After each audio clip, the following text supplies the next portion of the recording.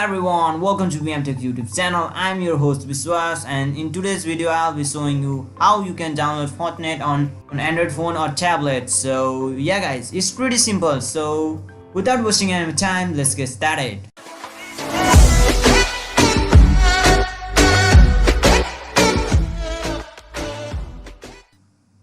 So guys, open any browser that you usually use most of the time. I'm opening Google Chrome. After you open, you can see there will be a search bar. Just click over there and type what I am typing, or I have given link in the description. You can go directly from there.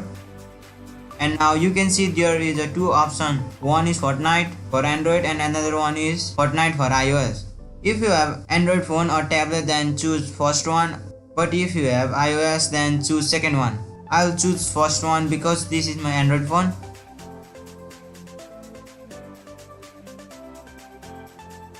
Now you can see Fortnite has started downloading on my phone.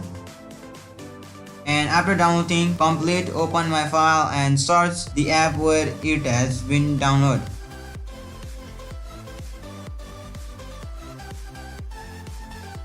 And after you find, install the Fortnite.